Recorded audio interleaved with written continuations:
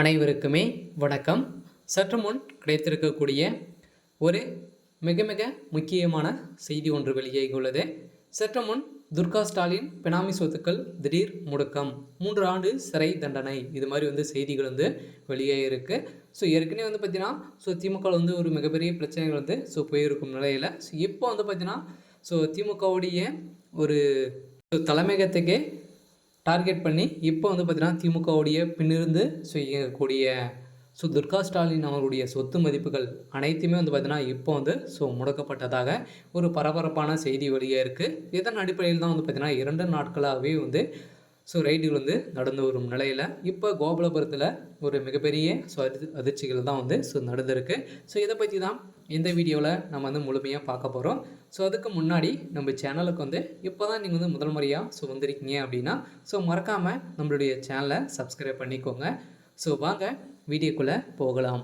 பார்த்தீங்கன்னா திமுகவுடைய பினாமியாக இயங்கக்கூடிய துர்கா ஸ்டாலின் அவர்களுடைய சொத்து மதிப்பு அப்படின்னு பார்த்தீங்கன்னா 50,000 கோடிக்கும் மேற்பட்ட சொத்துக்கள் பார்த்தீங்கன்னா அவர் மீது இருப்பதாக இப்போ அமலாக்கத்துறை ரீசெண்டாக வெளியிட்ட அறிக்கையில் பார்த்தீங்கன்னா இப்போ வெளியிட்டு இருக்காங்க.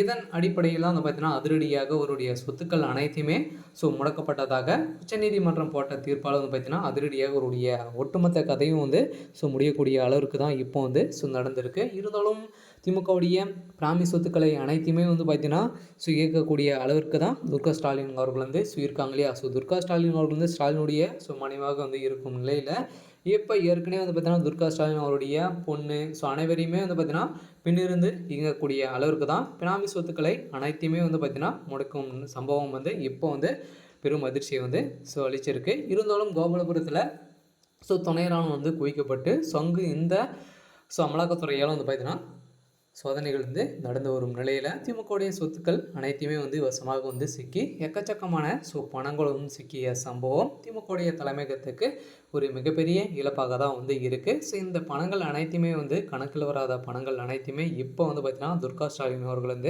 3 ஆண்டுகள் சிறை தண்டனை வழங்கணும் அப்படின்ற மாதிரி நீதிமன்றம் போட்ட தீர்ப்பால் திமுகவுடைய தலைமையகத்துக்கு ஒட்டுமொத்த கதையை முடியக்கூடிய அளவுக்கு தான் நடந்திருக்கு.